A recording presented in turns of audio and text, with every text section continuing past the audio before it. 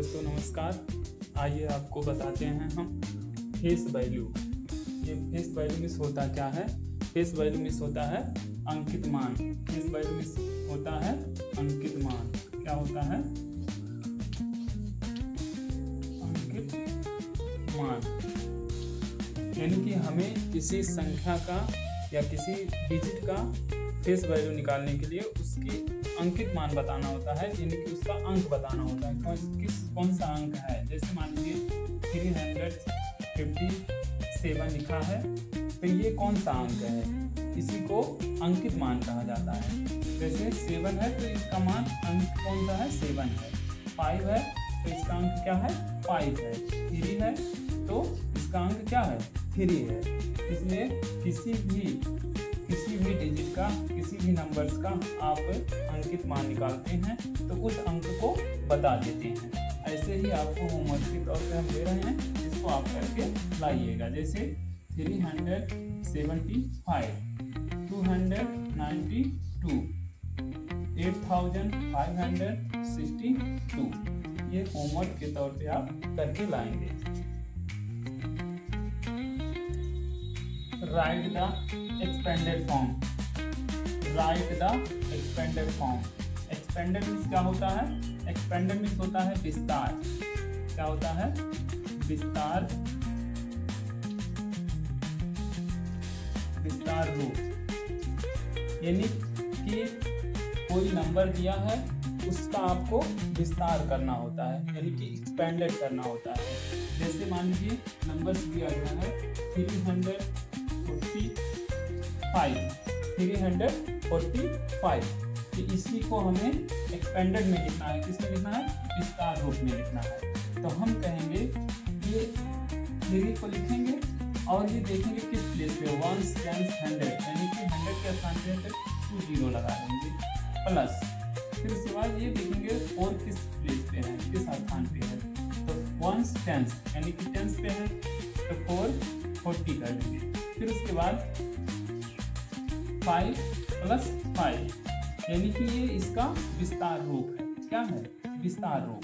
इसी तरह से आपको और नंबर्स दिए जाते हैं। जैसे मान लीजिए 576, हम क्या करेंगे? इसका विस्तार रूप लिखेंगे 500, फिर उसके बाद 70, फिर उसके बाद 6।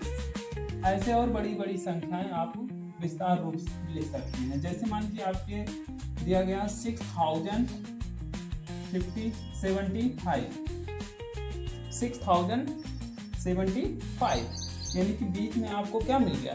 0 मिल गया। अब उसका विस्तार हम कैसे करेंगे उस चीज को समझते हैं।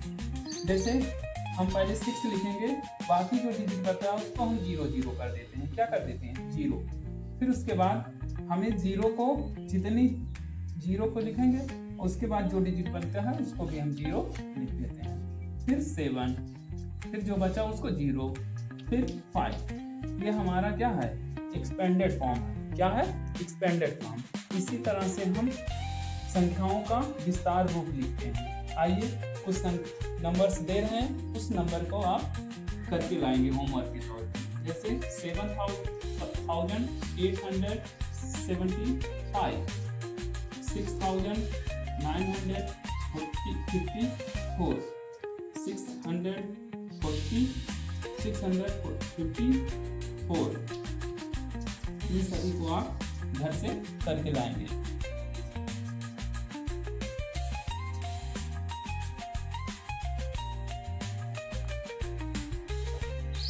Right the short form.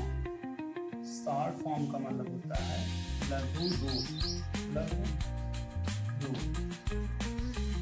अब कोई नंबर आपको एक्सपेंडेड फॉर्म में लिखा हुआ, जैसे 375, तो इस नंबर को आपको शॉर्ट में लिखना है।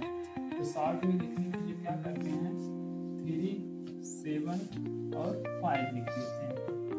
ठीक उसी प्रकार जैसे 4652, अब इसको हमें शॉर्ट फॉर्म में लिखना है। किसमें है ये? एक्सपेंडेड फॉर्म में है, और शॉर्ट फॉर्म में लिखने के लिए क्या करते हैं, इसको हम 4 6 5 2 लिख देते हैं। यही हमारा क्या है, शॉर्ट फॉर्म। ऐसे ही आप 2-4 सवाल लगाइएगा, जैसे 5,540 and 4, 6,566, 9,750 and 6।